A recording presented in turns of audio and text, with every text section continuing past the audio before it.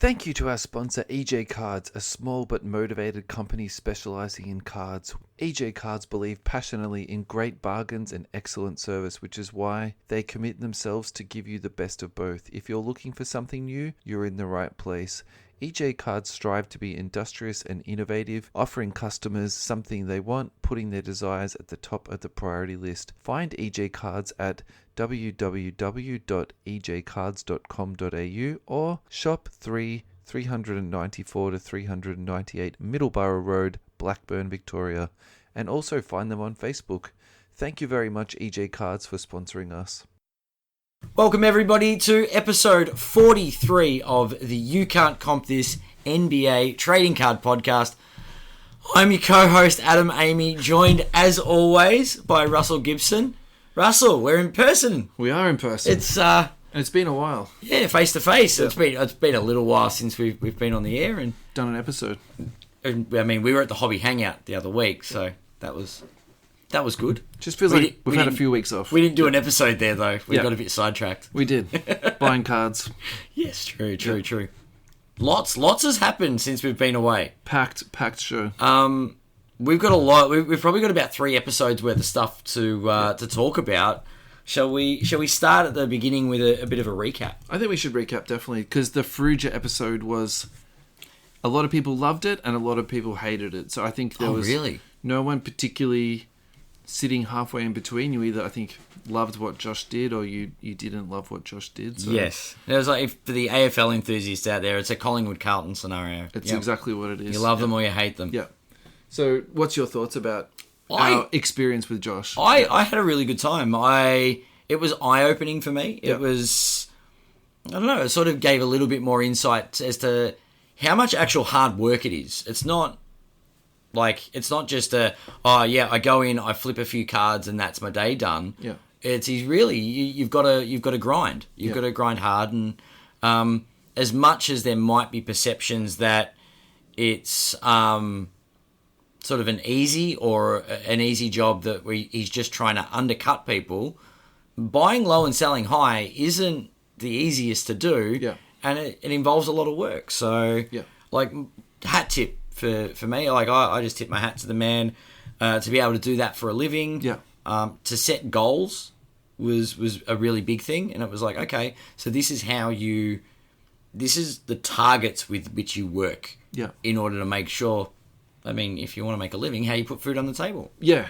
Look, for me, the really salient points for me were, and the aha moments I had 2 aha moments. Mm-hmm. So the first one, when he was talking about his buying and selling strategy, he works on hype and how he measures hype, and then how he taps into that, which is something that, even though it's so obvious when you say it, and the classic example is Bol Bol, there was no reason that guy spiked as hard as he did, but like Joshua captured that so perfectly because it was all about hype. It had nothing to do with performance. It had nothing to do with... It was the media. Even his upside. Or was it the media, or was it just this crazy moment in time? And the media spike. They start the hype train. But was it though? Like, and I think that was more like the hobby people that did that. Is it? Yeah. Because I don't particularly remember anything on ESPN about Bol Bol or anything like that. It was just this perception that he was going to be the next 7-foot-tall Magic Johnson for some weird reason. We all just believed it. And it was, I guess it's like, I suppose one of those pump and dump kind of stocks, and one person in the hobby gets on board and goes, you've got to get behind this guy, the next person, the next person, the next person. Yeah. It sort of just feeds, Probably the other aha moment I had with him too is he was saying he was getting 50 parcels a day. And that's when you really comprehend of the volume that this guy is doing to make it work and to make his hustle real, I suppose. So and then my other comment too was about the people who weren't so happy with the Joshua Fruja experience, and I respect both sides of the opinion piece on this. So please, if you didn't appreciate what Josh did, don't think this is a criticism of you, but my take on that is that it was the people who were maybe had been in the hobby for a longer period of time, and that they were more purists of the hobby, and they were doing this as something that they did as a hobby, and to see somebody making money out of it And treating it like a business, I guess. Yeah. There was some very sort of, terse words, said about that. And I suppose, my response... Let's call them hobby purists. Yeah. And I think that's a nice way to say it. And I think, my response to these people or to people that have these views is that, there's a million ways to skin this cat. And what Josh does is it's just his way. And I would probably also say too, I don't know that Josh is that unique. It's just that we have that now relationship with Josh, and Josh came onto the show. So, for sure. That's the way I sort of take it, and I really hope that Josh didn't take some of that criticism to heart, because he should not be taking that to heart. No. It's a very... Oh, look, if you've chosen this as your sort of pathway in order to make your daily bread, so to speak, I think his skin's got to be a bit thicker than that, and I think it is. Yeah, I would agree with that. Yeah, he's going to come with it. I think he understands the optics of it. Yeah. For sure. Anyway, I think any last thoughts on Fruja? I'd love to have him back on. Yeah. At a later point. Maybe like a yearly podcast with Josh would be something that would be fun. See how he's going. See how things are traveling. Yeah. See if there's any other big acquisitions. Yeah. And what's his next hustle? That's it. Like he might change projects. Who knows? Yeah. All right. Hobby Hangout. What was your pros, cons? What were your thoughts? I had an absolute blast. Yeah. Really, really great day. Yeah. Obviously, it was we were guests of the stand, which was beautiful. It was fantastic going along. Let's be real, we didn't work very hard. We were hopeless. We were planning to do a little bit of work on the podcast. Yeah. I didn't get my my portable microphone out of my bag. I got too sidetracked going and looking at cards and look, we did get sidetracked. There were a lot. It was a bigger space this time. Yeah. It was nice. There were more vendors. It was more to look at. It was good. I had an absolute blast. So yeah. I would definitely say they improved it from last time. I think they learnt some of the things that worked well and didn't work well, and they acted on those. For sure. I definitely agree with you that they opened up the space a lot more, and it felt like there was a lot more room to move. My recollection of the last one was you were sort of on top of each other, and also the stalls were a lot closer together. So that was a definite improvement for me. And then the other thing that really came out to me was that it wasn't just people who had a commercial interest in the hobby. There was people who were just hobbyists that actually had stalls. Yeah. So... And maybe that's something else they can do, moving forward into the future, where they almost have like, if you're Cherry Collectibles, you pay $500 for a table, whereas if you're Tim from down the road, you pay $50 for a small table, and you can just stand there with your handful of cards. Because I think, so the classic example was the D&F boys. They're a young group of guys in their very early 20s, and whether you love them or hate them, and they do live rent free in my head. Like, let's keep it real with these guys. Yeah. But they were there, and they had a table, and they had a ball. Yeah, they had a good thing going. And I thought the vibe was good there, and I went and said hello to them, and then some of the guys were like up the back, like they had very large boxes of 80s and 90s and ultra modern singles that were sitting there for 50 cents a piece. So if you've just paid $200 or $250 for a table, and you're selling 50-cent cards, like, is that viable for that person to go back and do it again? But I think that's the type of stalls we should be encouraging, because I think that stuff is really good. So I really like that. The other thing that I like too is that, to me, the atmosphere was really good, and I think people were trying to make deals, and people were negotiating, and even though they had a ticketed price of this, you could definitely go up there and get a deal. So, and whether they were doing that was like the psychology of it. Oh, we'll overprice it and we'll come down and do a deal, and everyone walks away feeling good, because every deal that I did that day, I walked away feeling fantastic about it. So I never felt that I was gouged or overpriced. So yeah, for sure. Look, I had a really, really good day, and I can't wait for the next one. So that would be my... I mean, how often... So we had one in February. Yeah. And we've had one in August. Yeah. Do you think it's a 6-monthly or an annual thing? Because this were originally, obviously, the one in February was the one from August last year, but it was due to lockdown. I believe it's going to be twice a year. It's going to be twice a year. Yeah. Okay. There were a few people I spoke to were like, you want it regularly, but you don't want it too regularly. Yeah, that's right. I think twice a year is a good number. Twice a year is a good gauge. Yeah. If vendors are struggling, maybe it's something that they need to look at as far as you were saying, the tiered vendor costs because there might be people that don't go back there as a result, and vend. And I don't know how you turn the trade zone into a flipping zone. Well, yeah, or you have a bigger trade area, so it lets like little dudes come along with their box of cards and imagine that, like little spaces where you literally unload your briefcase and that's your spot. Yeah, and it's not a table; it's a part of a table. Yeah, and it's the flip zone. You have a small table or chair or something like that. Yeah, because I think that was, there were some people that did do that. They just set up like a free table and were selling stuff, and I think to me that's really important to let people have that opportunity because it is cost prohibitive for some people to do that. Not everyone is selling the volume that Cherry does or whatever. So alrighty, final thoughts on that. Final thoughts. There was a live break. What did you think of the live break? How did you feel live breaking at the event? We'll rephrase that. So my live breaking experience was honestly terrible. So we did a case break of Court Kings Blasters, which you're chasing the blank slate. And look, this is probably my own fault because the previous case we did of that, we had 2. Yeah. So in the back of my mind, I was like, this is going to be, we're going to get at least 1. And if I'm going to continue my current streak, we're going to get 2. And then we had 0. And I would say each box that I opened, I was feeling sweatier and sweatier, and then it got to the last box. It was unpleasant. But I think that's probably not the Hobby Hangout's fault per se. What do you think of live breaks at the Hobby Hangout? The idea of it, I really like the concept of it. But I was waiting for you to go on stage and do it. Yeah, no, I don't think that's really my scene. Look, we had a few people come over to the table and were definitely interested. We had some people come over and they were talking about it. Do I think that that's the best way to spend an hour at the Hobby Hangout? I probably don't think so. Yeah. And to be honest, I probably won't do it again. If I would do it again, I'll do a smaller break. The thing I wanted to do was sell break spots there. That'd be interesting. I'm actually trying to think how selling your break spots or also running like a live auction at the Hobby Hangout.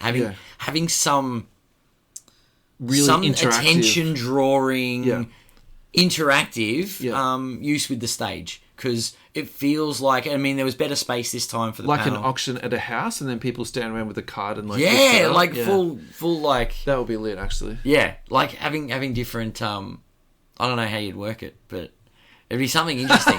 What if you actually got an auction broker? The guy that's got the voice. Oh wow.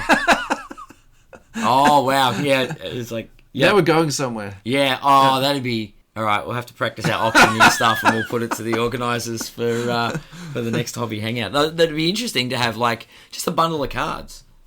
Yeah. All right, let's leave it with that. That's a cool final thought. So next thing on the rundown is the Cavs trade. I think holy, what the hell? We can't not talk about this. I think. Yes. Well, you can not talk about it if you're the New York Knicks. That's right. I said it. So what's your thoughts about this? And what was your initial thought to this, I should say? Fake news. When it dropped, I'm like, no way. There's no... What are they giving up? How are they getting it? Yeah. And then, details dropped through the morning. And that's literally what happened to my brain on the same day as well.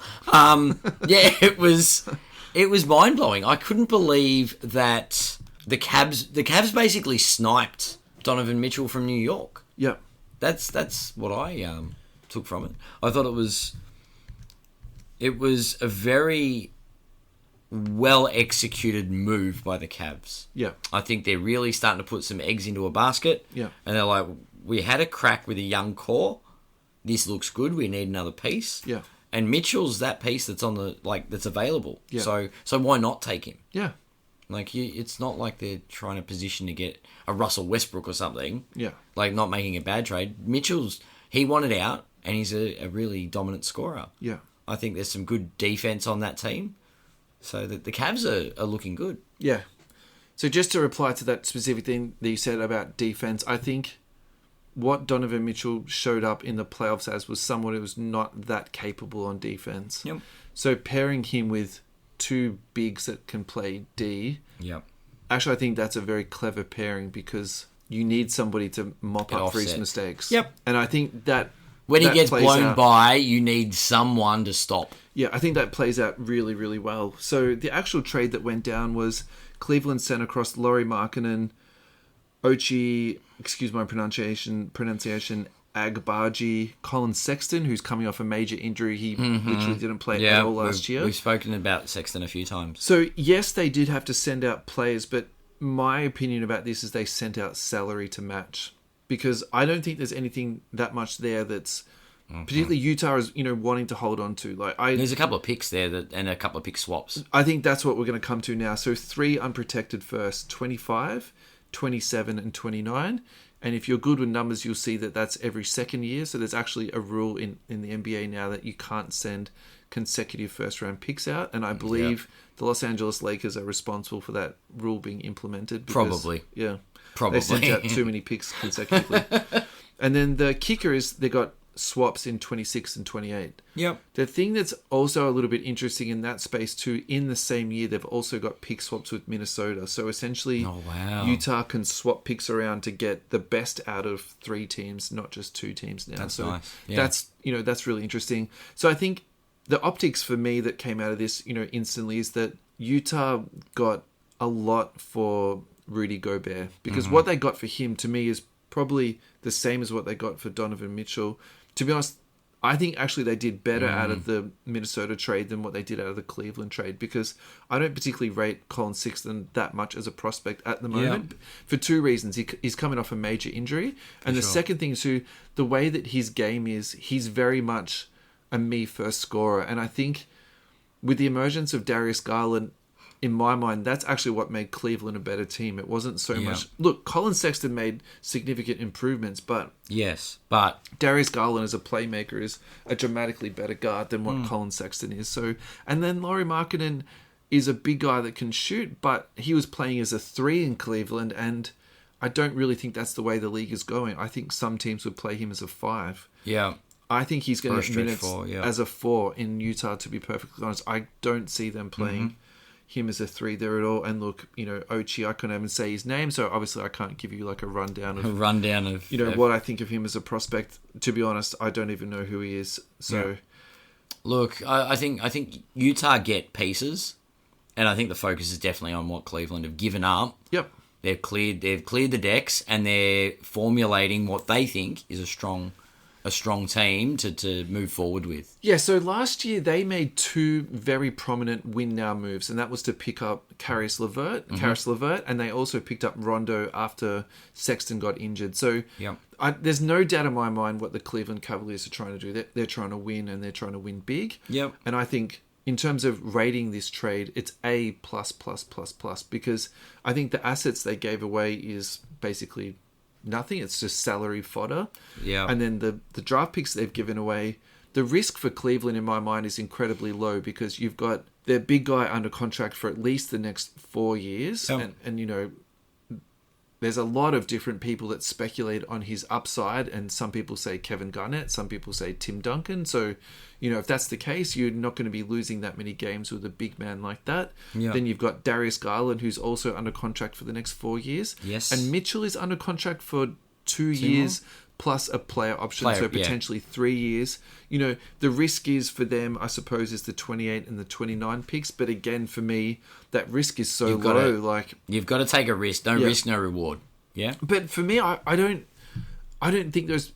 Even the 28, 29 it's still picks... not really it's a calculated risk. But you got Donovan Mitchell, I think that risk for me to get Donovan Mitchell back, I think this is just an absolute home run for them.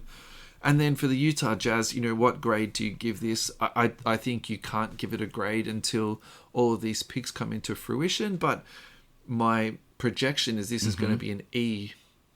I think they've given up... Yeah.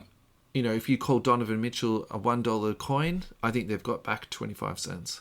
Yeah. So for me, Utah lost the trade for sure. But they knew he was going, right? Look, I think this is all about Wembanyama. The huge prospect that's coming out in the next year is what they're That's what they want. For. They're going all in on it. This has got nothing to do with Donovan Mitchell. Yeah. And they're like, look, we've got rid of Gobert. Let's clean the decks. Yeah. And let's start afresh and get So the next moves for me, I think Conley's going to be bought out. So if he lands with, say, the Lakers, or he lands with, say, the Dallas Mavericks, or he lands with the New York Knicks, those teams will really benefit from that. There's no reason that they'll keep him there. The other guy I think that could be also released would be Rudy Gay.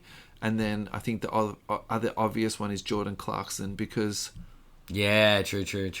They aren't going to be trying to win 20 games this year. If they win 15 games this year, I won't be surprised. I think the Utah Jazz are going to be absolutely putrid this year. Yep, I think the Jazz are cooked. Yep, they're going to be putrid. Now, what does this mean? And I'm just jumping onto card ladder now. Yeah, talk to me. Donovan Mitchell. We've been talking about him recently because of the trade speculation. Yeah, and have been saying that if he lands on a good team, he's a buy because he's going to be a centerpiece. I think he's actually become... This is the perfect trade for him because he's going to be the guy. Yeah. He's going to be the main guy scoring points. Yeah. And his Silver Prism sales have just shown that in the last week. He's up 75%. Yeah. Instantly. Yeah. Instant impact. Yeah. So last sold price $700 US for a silver PSA 10. Yeah. Which is up from, where are we, a couple of weeks ago, 450. Yeah. It's insane. Yeah. So, look, this is what I've spoken about on previous episodes. He was down so far, for me, the risk was so low buying Donovan Mitchell. Mm-hmm. He literally could only go up from here. True. So I actually haven't checked the prices, but that had been in my head. Yeah. The dialogue I had in my head was maybe being traded to Cleveland wasn't going to be good for his value. That's what I thought. Now that you've told me this, obviously my opinion's wrong about this, but... Well, it could be. It could just be a reaction to the trade. Definitely it is. And so if you're holding this stuff, sell it now because you've just made, 35, 40%. Fantastic. Good job. What I was going to say, though, Cleveland is not a massive market. Like, let's be honest here. Yeah. And the other thing, too, is where do you rate him in terms of team performance? Because I still would put Garland ahead of him in terms of hobby value. The other person I'd probably put ahead of him at the moment, too, is Evan Mobley. And not so much because big guys do really well in card value, is that we're still getting Evan Mobley rookie cards coming out of product, and we've still got more to come. Yeah. So I think all that hype is still going to be sitting behind Mobley. So, for example, Select still hasn't dropped yet. Half of the Prism releases still haven't dropped yet. Prism Choice is delayed until next year. This is what I'm hearing from people. Yeah. The other thing that I've heard is being delayed until next year is Prism Fast Break. Whether this is true or not, like, you can't take this 100%, but this is what I'm hearing. So the other thing is Mosaic. That is being slated to October. I've also heard that's been pushed back a little bit. So, like, early November is like what I'm hearing on Mosaic. So I still think there's going to be a lot of hype around Mobley. And that puts, in my mind, Mitchell third on that team alone. So if you've bought Mitchell and you've seen this nice big spike now and you can unload it now, I don't think that's a silly thing to do if you're doing this for a pump and dump or a flip.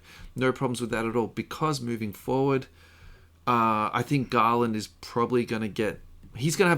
I think Garland's going to be the one, and I think Mitchell's going to be the two. I think that's how that's going to play out. Because if you think about the optics of that team, the ball in Garland's hand is very safe and it's very sound. He's an excellent floor general.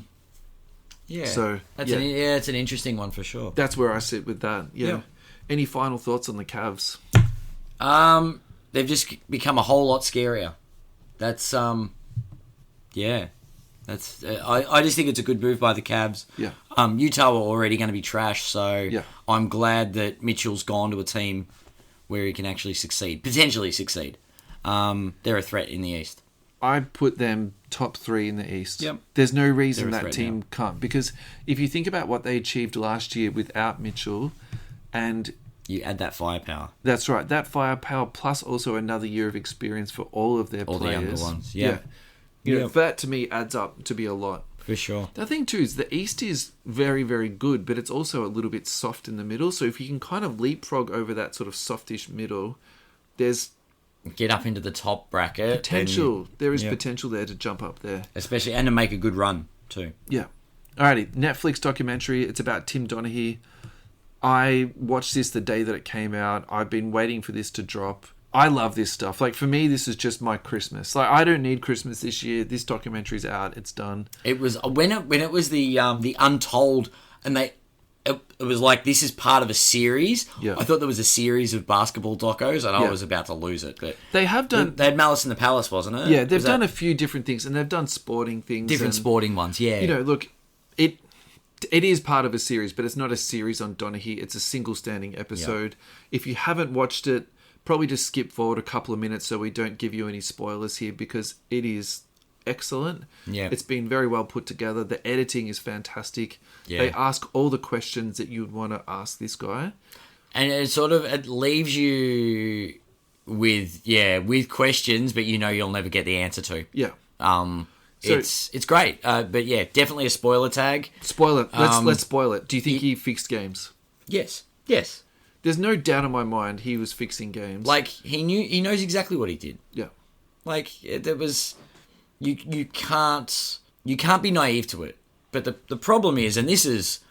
God, this will get me arrested, won't it? With any kind of enticing illegal activity... Yeah. Is there a point... And look, don't get me wrong, I'm sure there are people that have gotten away with it. Yeah. Because rather than just keep going with it... Yeah. They go, let's make our millions... and then stop. Yeah. But, I mean, obviously the temptation to keep going back to the well is so great. It's like that if you were in Back to the Future and had the almanac, right? Yeah. And could bet on sporting events. Yeah. You had that power, but so you don't get caught with the almanac, how do you put bets on to not get caught? And at what point do too many people find out that you're doing it? Yeah. That you get alerted on and you're on the wrong radars. Like, it wasn't brought up and identified because of what he was doing. It was who was benefiting from it. Yeah. Like, if the mob wasn't benefiting from it, he was home and hosed. Yeah. Like, it was just a bunch of lucky punters. Yeah, lucky. So, and they did speak about that. So, you need to... If you're betting, you need to bet and win about 60 to 65% to make a return. Mm-hmm. So they were doing 75%, which is... unheard of. Another way of saying that is like a home run. Mm-hmm. So I think for him to say that he wasn't fixing games, that to me, I just cannot believe that at all. It was also said in the documentary that he could shift a game 6 points. Yeah. And I think the significance of that is, like, if you're gambling and you've got, say... plus 3.5 or plus 2.5, and you know this guy's on it, well then again, like, even if you're not betting on a win or a loss, you're betting on the points line, well then there's 6 points. Like, that's a win every single time. So I think that's the other thing about it. Then to me, the other thing that really came into my mind was the $2,000 thing. You cannot sit there with a straight face and tell me that you're doing this outrageously illegal thing, putting your whole life and your whole livelihood on the line for $2,000 per game. No. You cannot tell me that. So the thing that I've been thinking about is, what is the actual number that you think he got for it? For me, it's like... Well, now we invest in real estate, right? For me, it's 5,000 to 10,000. And the rest, I don't know. Yeah, actually, no, per game, fair enough. So the rest, when you say the rest, that to me that's where it gets interesting. Was he betting also himself? So was he giving money to these bookmakers to then hedge bet and down? Okay. So then... There's ways to move money around. I also think that he would have people... There'd be non-cash assets. Yeah, maybe. I didn't think about that. But where I'm going with this is, like, so how did he get involved with these people in the first place? And he touched on that a little bit. But actually, very minorly, yeah. Was he gambling in the first place, and then he got into gambling debt, and to get out of that... It was implied to me that his best mate was the one he would bet through him. Yeah, but what I'm trying to... tips to in the end. Like, there's the truth and there's the truth. Yeah. And I reckon he had a gambling problem. I just wonder if the reason how he got into that situation, because, like, you can't tell me he was getting $2,000 a game. That, to me, there's no logic behind that. That's a kickback. Mm. But you know what I mean? Yeah. I just wonder if he had massive gambling risk. debts, and then they essentially used him to, to get out of it. Yeah. That's my, 2 cents. Yeah. If you haven't watched it, watch it. It was just amazing. Yeah. The other thing they brought up too was Scott Foster. Well, that's like, all right, so there's obviously the integrity of the league thing, and then there was Scott Foster. Yeah. Now, I was more intrigued as someone looking at this not from a gambling perspective, but like what was actually happening and where the line's drawn. Because from a gambling perspective, that inside information of knowing that there were personality clashes, these little things, is that cheating? Or is that just additional information?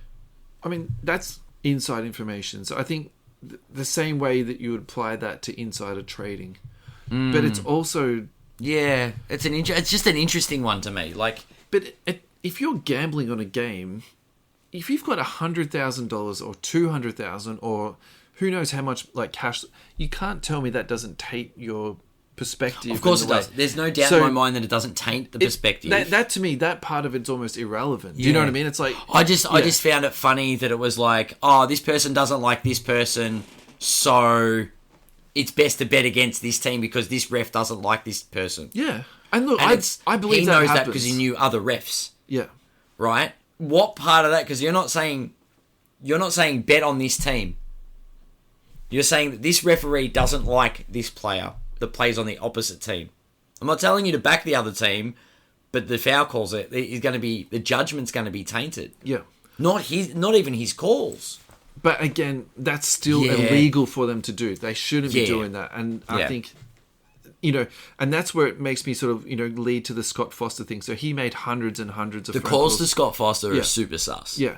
And he's still refereeing. Well, the question is, was he his partner? Were they doing something together? Something else together? That didn't get unmasked. I'm shocked that he hasn't been fired. Because that's the other thing that the NBA came out and said very publicly. Is there action after this on Scott Foster, though? I don't think so.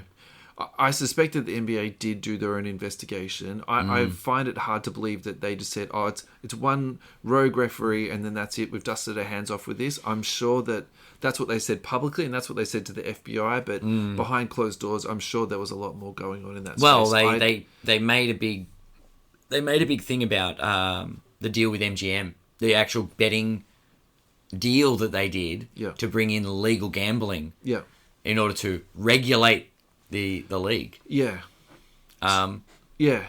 So to bring integrity to something like gambling, it's interesting though. It's fun. Yeah, so that part of it is interesting because they actually do. So the money that they get from the gambling, it all gets broken up into percentages. Like the NBA gets 1% of the gross, and then they take their rake. The clubs get I'm making numbers.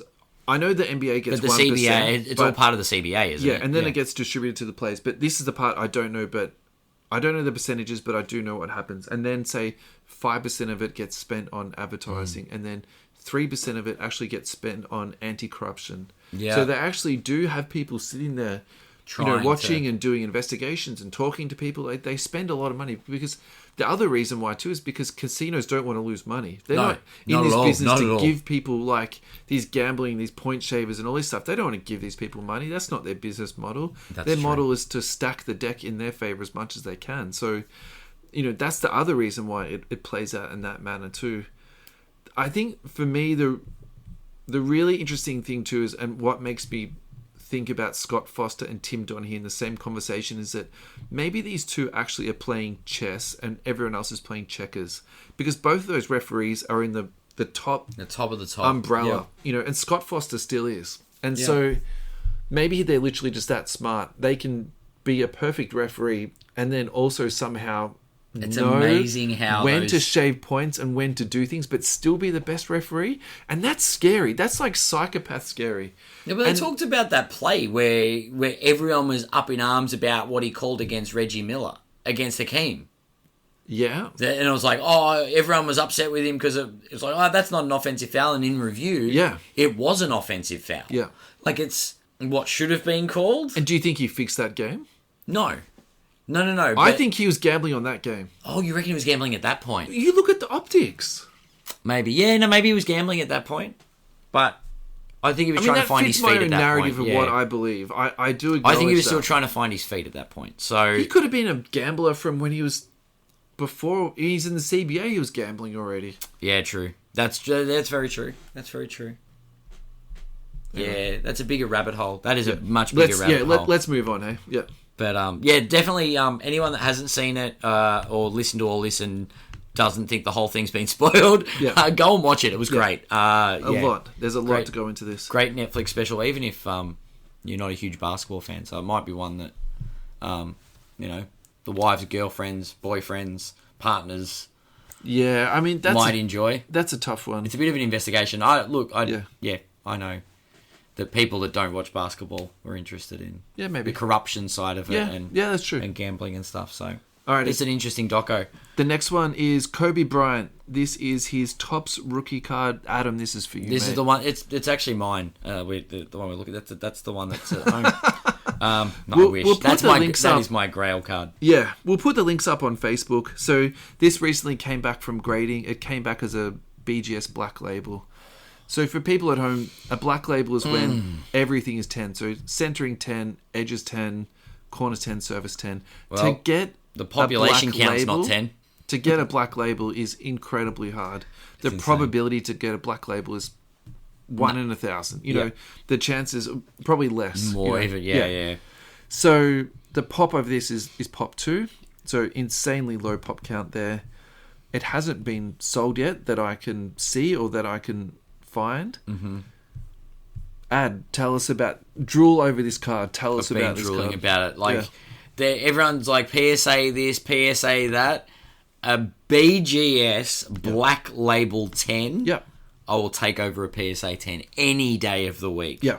This is the most perfect version of the perfect rookie card. Yeah. Topps Chrome Refractor black label. If this is not an instant grail, if anyone auctions this, I can imagine the price is going to be through the roof. Pop 2, I can't see this being auctioned anytime soon. This is God. Can you imagine the reaction to getting a black label? I'm. Yeah. It's a beautiful card. I'm actually lost for words. It's to own a something, and it's an iconic card. Yeah. Like, it's not just any Kobe. It's literally a... So, for the non-Kobe Bryant people at home, where does this rank on your Kobe Bryant ladder? This is the rookie card. This is number 1. Yeah, this is the most iconic of the it's like this is the Silver Prism. Imagine in all of these Lukas, the tens of thousands of base Lukas and Zions, a BGS black label. And there's 2 black labels. 2 black labels, Zion. Yeah. Do you know what I mean? Like, it's so rare. Yeah. It's amazing. So I haven't spoken to my brother about this, but he only grades with Beckett. And the reason he grades with Beckett is he's hoping one day to get a black label. One day he's hoping to get a black label. And as far as I know, he's never got one. I occasionally see them pop up on eBay, and like the price they go for is 10x what a PSA 10 would go for. Yeah. That's what the price difference is. They really do sell high. But it'd be like getting a PSA 10 plus. Plus. Yeah. You know, look, this is probably still not enough to save the sinking ship that Beckett is. And I'm saying that in a joke, but at the same time I'm saying it deadly serious, you know. You can't. Yeah. I know what you mean. At the end of the day. It's actually interesting though they sent it to Beckett. You have to wonder if... Yeah. Did they have someone independently look at it? Or did they look at it themselves and say, you know, we think this is going to be a 10. Look, I don't know. I'm completely speculating here, but yeah. Anyway, final thoughts on this one, mate? I want it. That's my final thought. Definitely, I want me a piece of that for sure.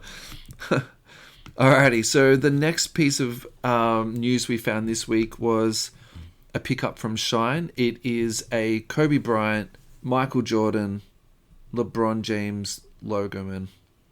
It's an Upper Deck exquisite card. It is PSA graded and it is graded to be authentic.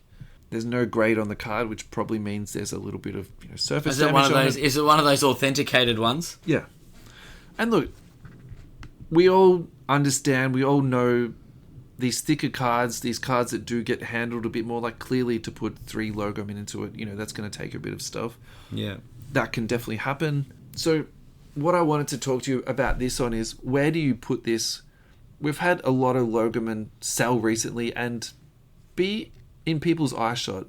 Like, Golden spent a lot of money advertising the LeBron James Triple Logoman, and I don't think that sold as high as what people were expecting it to go to. No. Yeah. No, not at all. I think people were expecting, with last year's crazy spike, or the spike we've had, and that we're sort of market correcting. Yeah, is that right? Yeah, definitely. That's fine. The correction is seeing people paying now prices again for cards, not future prices. Future pricing. Yeah, sure.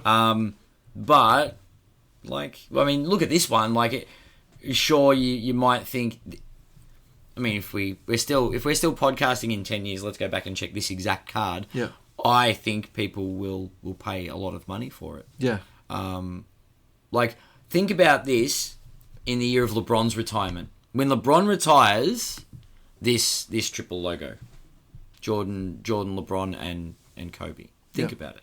So this sold for $1.6 million. Correct. How do you feel about that price? Do you think that's over, under? I think that's paying economic crisis prices. That's sellers. That's a buyer's market at the moment. Whoever got it for 1.6 got it at a steal. Yeah. That was shine. In 3 to 5 years, so that time where I'm talking Bronny's first season in the NBA with LeBron, and LeBron retires, and all 3 of these greats are no longer in the league, that could go through the roof. Yeah. That could be a $5 million card. Yeah. I don't know when it's a $10 million card, but it's definitely a what would you call it? Well, it's a very rare piece, and it's a very collectible. It's not something that's declining in value. Yeah.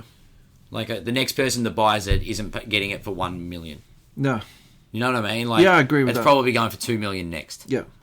I mean, the problem I have with this is 1.6 million. So that's literally 1,000 times bigger than any purchase that I've made. So to me, to sort of even try to comprehend that, my head is just a bit exploding. Trying to go. Huh? But if I did have this money in some miraculous alternate universe, I agree with you. I think that price is very, very reasonable.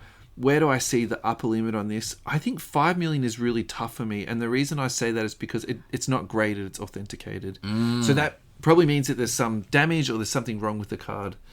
There's a really funny comment on here. It actually says LeBron James has decreased the value of the card. So, which kind of leads me to my next part of, if you take LeBron out, who would you put in? Whoa, that's a really good question. Because, I mean, Alex Caruso, the GOAT. I'm actually trying to. What about Magic Johnson? I've got Magic's going through my head. Larry Bird. What about Bill Russell? I know there's that's Bill Russell's huge. Wilt. I prefer Bill over Wilt personally, yeah, but that's just my own bias. But I mean, that's a very, very big generational gap. Yeah. I wonder if it's tough. You could almost do a Lakers triple Logoman, couldn't you? Because then you could do Wilt, you could do Kareem, you could do Magic, you could do Kobe, Magic, Kareem. That would be a pretty nice triple Logoman on itself. Yeah, we've been down this path, haven't we? How many different great Logomen, jerseys you could sort of cards you could create. It does make me think that LeBron, though, went for a very good price for what it is at that particular time. Because if that went for 1.6, in my mind... A lot of people think this is a better card than that triple logo. I personally prefer that than to the LeBron. I'd want this, yeah, for sure. But at the same time, either would be fine. Do you know what I mean? I still want the Kobe, the three-peat Kobe, and the Shaq. The Panini are going to make. I wouldn't, yeah. Yeah, they're not going to make that. Hold too tight on that. All right. Alrighty. This week's episode is brought to you by our very proud sponsor, Slabbed Cards, who specialize in card grading with PSA and SGC. Slabbed Cards are authorized PSA dealers, and card grading starts from $54.95 and includes full insurance, secure storage. Slabbed Cards have 2 tons of back-grade safes, 24-hour surveillance, and are located in a guarded, monitored building. All cards are scanned on arrival and are available to you for viewing at any time, and Slab Cards provide automatic progress notifications. Your submissions also come with complete tracking and notifications from start to finish. Slab Cards also offer specialized shipping services, domestic shipping service with up to $10,000 insurance per parcel, domestic secure hand-to-hand shipping service delivery within 24 hours of pickup, and international shipping with up to $150,000 of insurance per parcel. Contact Slab Cards for a quote at slabd.com.au. That's slabd.com.au. And also find them at 60 Weymount Street in Adelaide. Thanks very much for supporting us, Slab Cards. Next card. So the other one, it's been a big week, actually. It's been a bloody huge week. Yeah. So the next one is the Mickey Mantle that sold. So that wasn't cheap, was it? SGC 9.5 graded. It sold for $12,600,000. So the two things that have come to my mind on this is, A, that it's SGC graded. Mm-hmm. We've spoken to Khalil a few times about grading on the podcast, and also we talked to him outside of the podcast too. He raves about SGC. He cannot stop talking about SGC. He thinks SGC is, it in a bit. So for me, this gives a lot of panache to SGC. And I know SGC is known for doing the old stuff, the retro stuff, vintage stuff. So that makes sense you would send this particular card to that. But in saying that, it's still a $12 million card. Like, was ever the person had the conversation saying, look, PSA is now currently the biggest and the best card grading outfit out there. Do we send it off to PSA just for the fact that, this is where we're sitting at the moment? Clearly they've gone with SGC and, it's been very, very well received. They haven't lost a cent off their investment doing it like this. That's insane, isn't it? It is. It's ridiculous, isn't it? So, where does this card go? Because for me... If I owned this card, I'd be told to sell it. So I could just buy houses. Houses. Yeah. So, for me, what you just spoke about before with the Triple Logoman, you're like, this card can only go up. Yeah. For me, I almost feel like this card can only go down. Yeah. Because how many people, A, like baseball that much, B, desire this card, and C, have that much... Because you need cash, right? You actually need to have $12.6 million of cash to transact. Is our view on this tainted because it's baseball? Do you know what I mean? Like, what I'm saying is, in America, baseball is like the all America it's their sport of choice. How big is baseball? Like, is it because we don't have the exposure to it? Like, are we not contextualizing it because it's not a sport that we relate to? I think and I suppose what you're also saying is how much of my own, because I'm so pro NBA, how much of that bias is coming into that? Yeah, but yes, I agree with that to a degree, but translate that back to NBA. Yeah. What in the NBA goes for $12 million? What could possibly go for $12 million? Bill Russell rookie card. Do you know what I mean? Like something crazy. I don't think that would happen. I think if a Russell rookie got to $1 million, that would be a huge. That would be very dynamic. Yeah, you're right. And I think that's where I struggle a little bit, is because the current NBA market is so much. It's different. Vintage is really different with NBA cards, though. Yeah, like we don't have a. That's the thing. We don't have like a Wilt or a Bill Russell or. Do you know what I mean? Like one of those players from anyone from the 50s, say, that has a vintage card. Yeah. That is sold for millions upon millions of dollars. Yeah. It's just unheard of. Yeah, look, maybe I just can't comprehend the basketball card era begins, really, with the Jordan rookie of the 80s. So maybe this is what we're looking at as far as a Jordan rookie card 20, 30 years from now. So this card's 73 years old. Yep. So you're saying that in 30 years, roughly 25, yeah. Maybe we're having this conversation about a Jordan rookie. We're already having the $1 million discussion about it. It's a long way to go from 1 to 12. Compounded interest. You think about it. It's not going down. We need a financial advisor to speculate on the way that trend goes. But maybe. I just found this shocking. I'm just trying to put some kind of relativity on it. I think you're asking all the right questions, but again, my personal opinion on this is I was just frankly shocked. If I had a card that was worth $12 million, it wouldn't be my card for long. I wouldn't be able to help myself. I'd be like, I'm not like a billionaire, so yeah. Do you know what I mean? Yeah. Imagine that, just like having a card in your collection. Oh, by the way, this is worth millions of dollars. You go, what? Yeah, I won it in a Raz. These people breathe different air to what we breathe. I bought it as part of a $50 progressive that someone was running. Oh no. So, final thoughts on this card, Ad? What do you think? I've got different ways I'd like to spend $12.6 million. Yeah, I think so. How's that? Yeah. Alrighty. So, next topic is Damian Lillard. We put up a post on Facebook. We put it onto Twitter. I think we had some pretty nice responses to it. Basically, Damian Lillard is a polarizing NBA figure, a good, arguably great player, very loyal to his team, but he gets paid a lot. He's getting towards $50 million this season. So my opinion of players that get paid that highly is that it makes it very hard for them to build pieces around them. So the classic one for me is I actually think McCollum got sacrificed last year to make way to bring in other talent into that team. Yeah, and for me, a team that's trying to win a championship, losing McCollum, is that a step forward or a step backwards? Yeah. I probably think it's a step backwards, but again, that's just, my opinion. So the next thing I think about with Lillard is his winning record. He's never won a championship. He's never been to the finals. It's just so difficult when you have a team that's, strapped by cash like that. Yeah. It probably is a little bit too, if you're being honest, the way the team was built. They could have made a few different moves here and there. So this is not all on Lillard. And please don't think this is not the narrative I'm trying to... But my question is Lillard going to be remembered as a high-volume scorer that never made the finals? Is that our memory of Lillard, what it's going to be? And then my sort of follow-up question to that is, hobby-wise, where does he sit? In the all-time and then also in the current value. So I've asked you 3 questions, but... I'm just going through... Some of the responses. Yeah. But Look, he's probably going to end up in the Hall of Fame.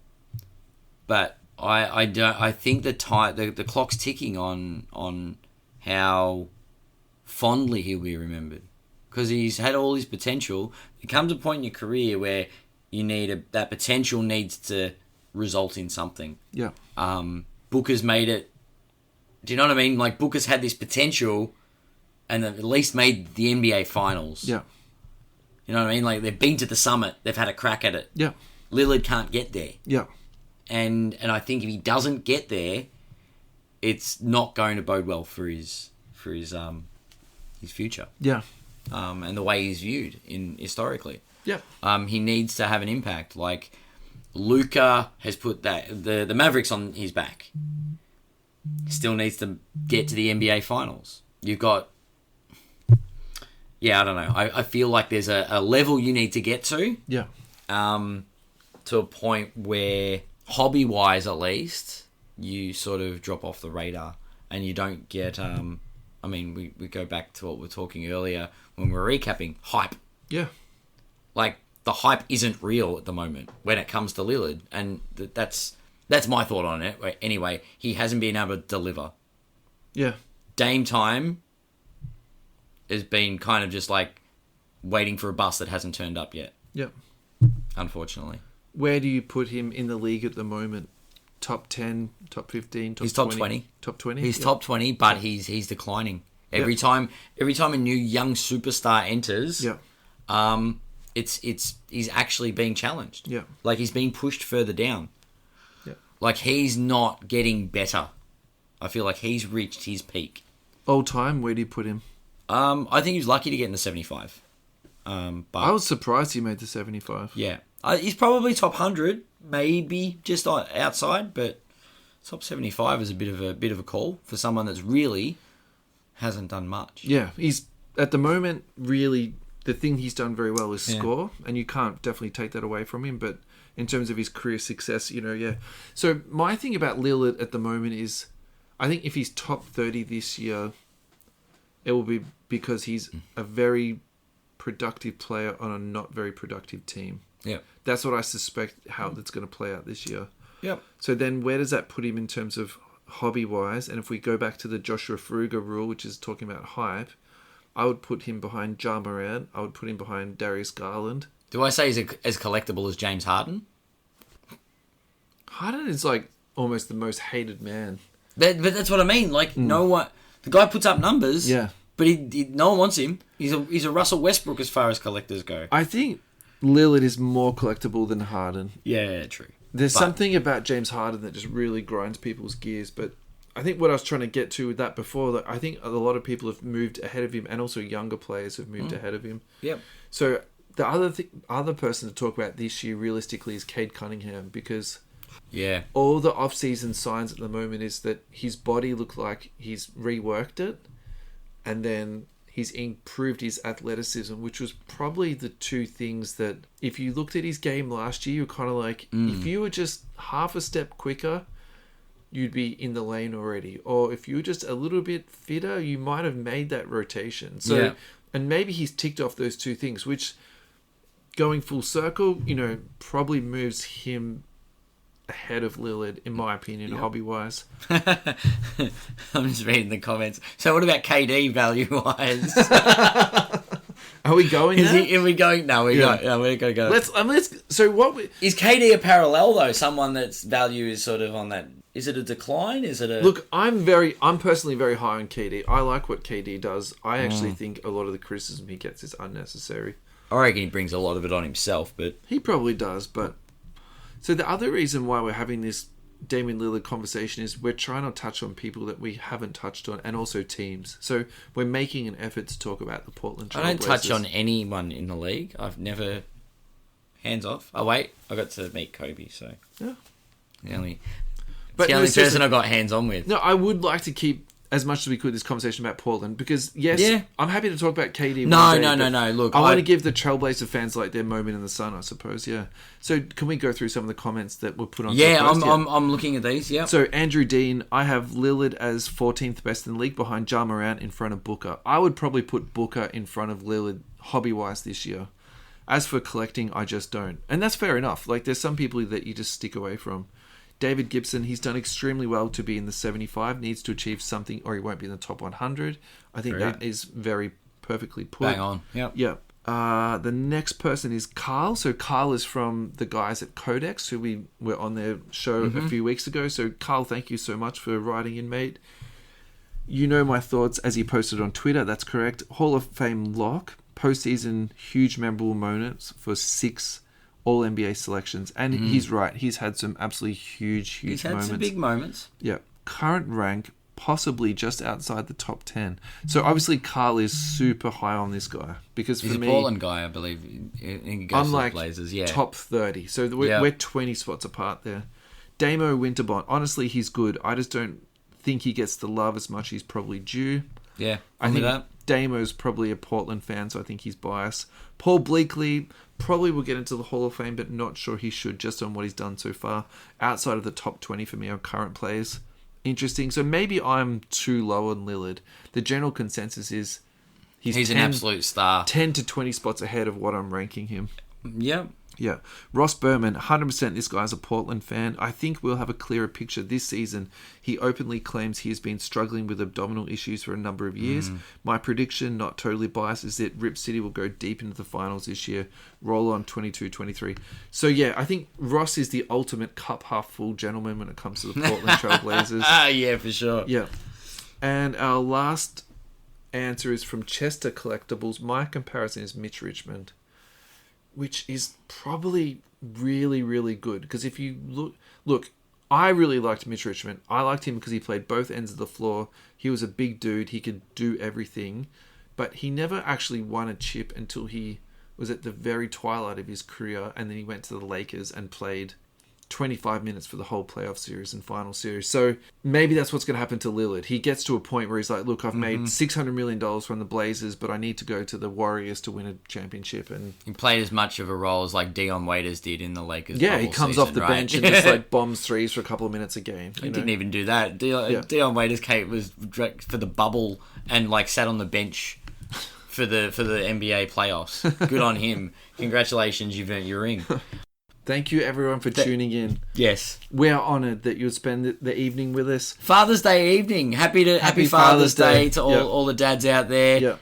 And, thanks for spending the evening with us. Catch you soon, guys. Thanks a lot. Good See night. you guys. Thanks, Ed.